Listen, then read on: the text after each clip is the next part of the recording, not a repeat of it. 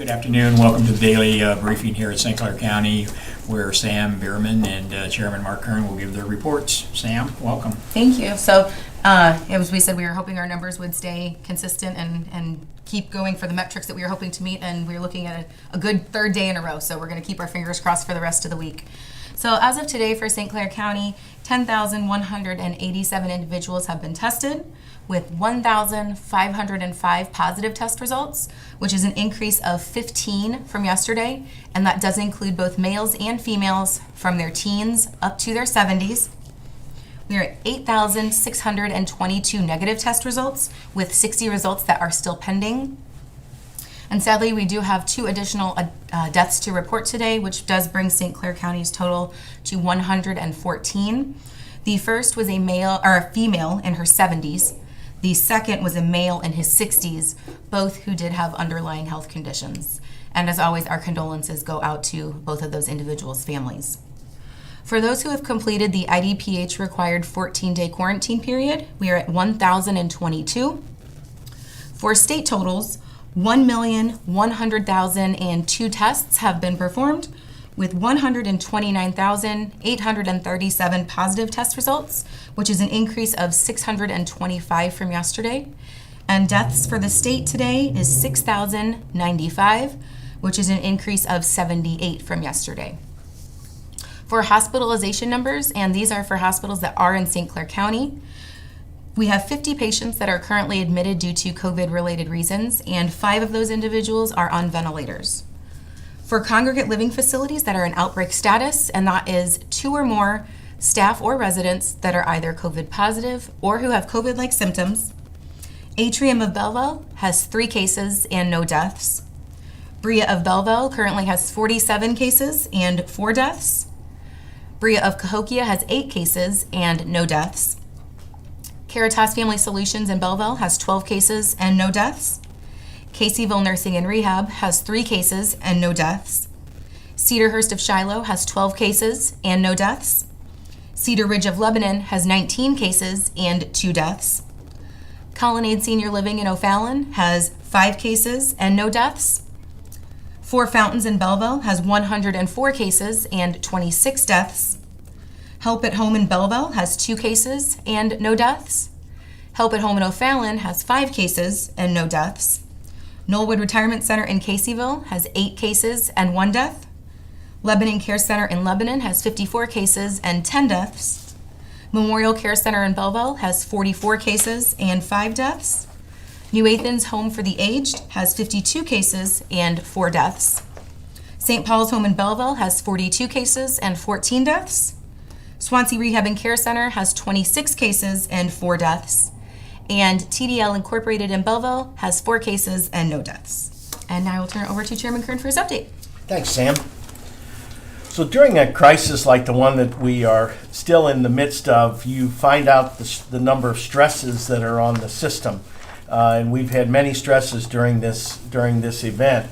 But one of the stresses that has been relieved, and I think it's certainly worth noting, is that of the scarcity of PPE, which are the goggles, the gloves, the masks, the hand sanitizers, all of those items that when we started out in March were largely unavailable.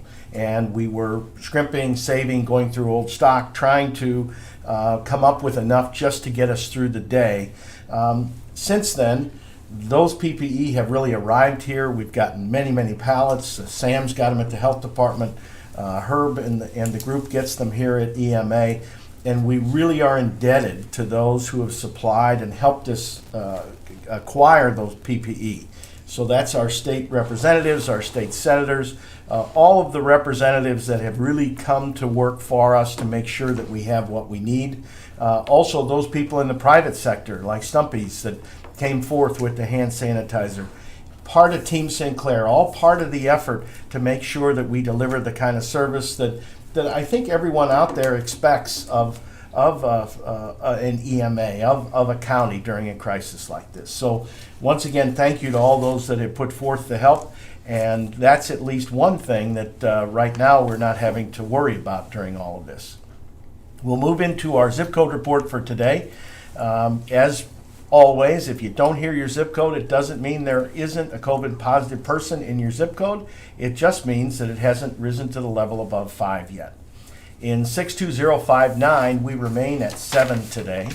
In 62201, we increased by 2 to 27.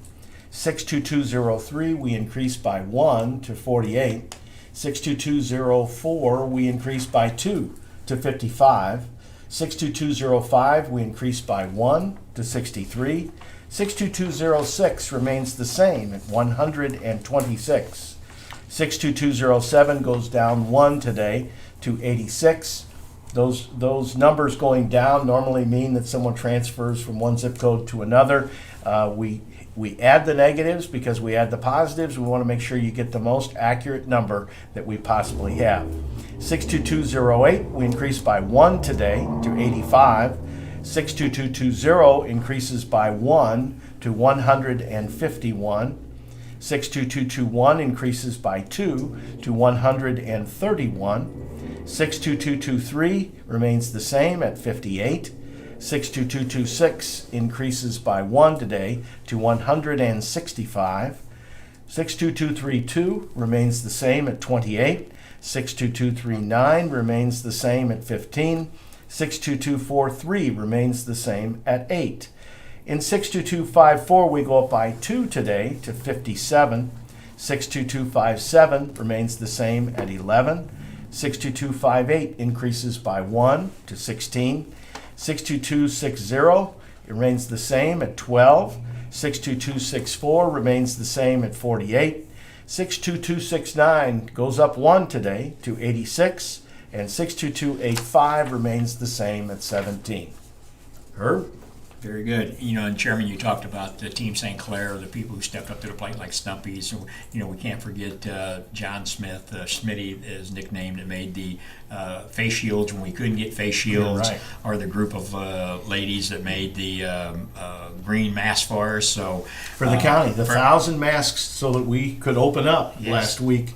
And those face shields were impossible to get. Yeah. And not only coming up with a face shield, but it was his idea on how to make them. Sure. Out of material that EMA went and purchased at Lowe's and gave him the raw material, and he was smart enough to figure out how to make a face shield at a time when they just weren't around. They and we weren't really available. needed them. And so, that just goes to show you, there are people out there who want to be part of Team St. Clair, and we couldn't have done it. As Sam can say, we were begging and borrowing and stealing back and forth, but we are the PPEs now. We had 33 agencies pick up PPE equipment today.